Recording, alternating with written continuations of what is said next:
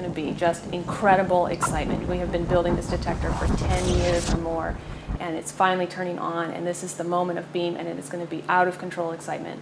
I think simultaneously it's going to be incredibly stressful and almost panic, because here you are, finally you've waited 10 years, and you'd better make sure you've gotten it right. We are about to unfold for you an adventure in the world of science. Science. Here we're united by a quest to understand the mysteries of the universe, and it's a wonderful thing to be a part of. Could they be some kind of particle? Exactly my question.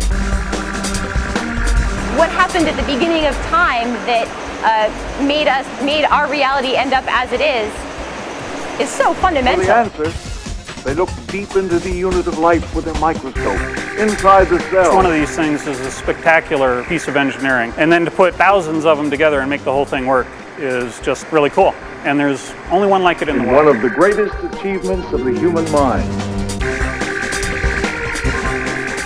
I love the aspect that there is no answer in the back of the book. Scientists are still not quite sure what to look for. In a few months, we're going to turn on this accelerator. Who knows what we're going to see?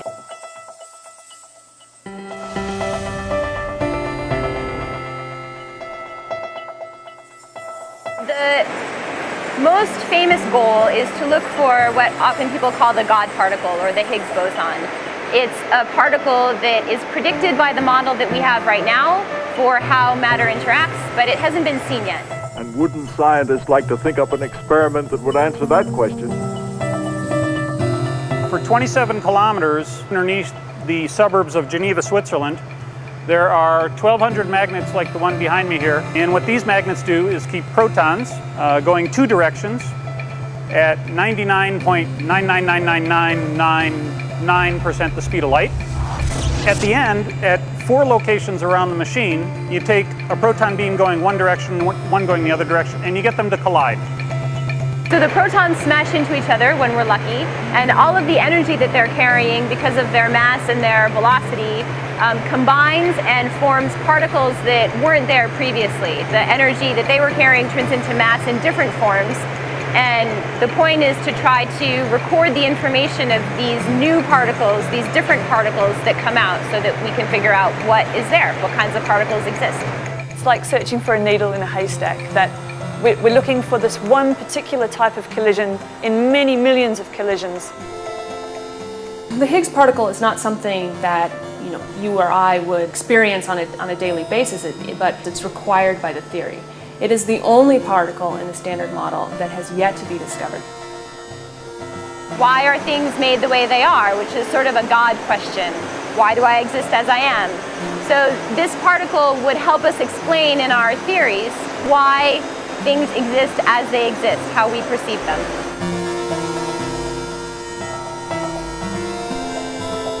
Mind you, this is just a theory, but it makes sense.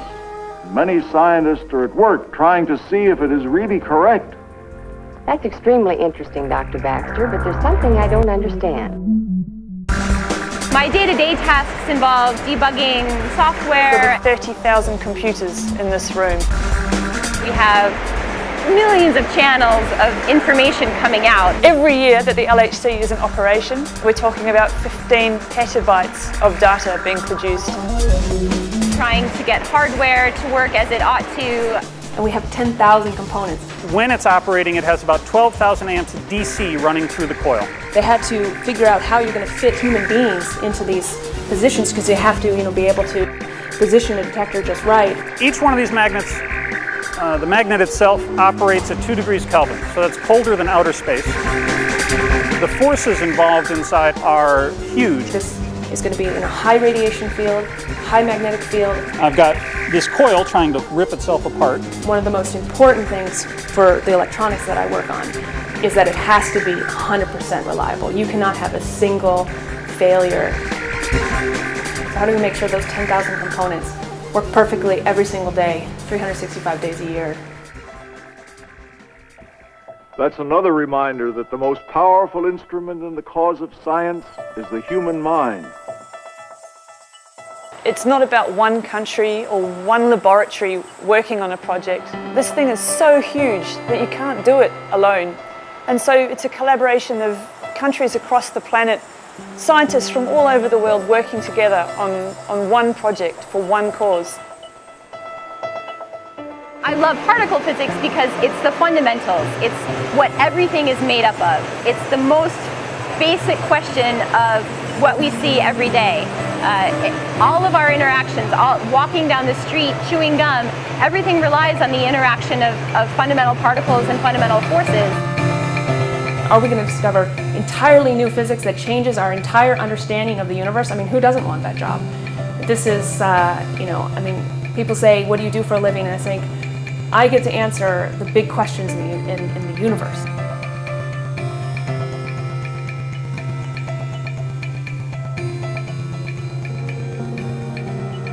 The power of the human mind to observe, to inquire, to reason, to imagine the existence of particles that are too small to see or things too great to measure.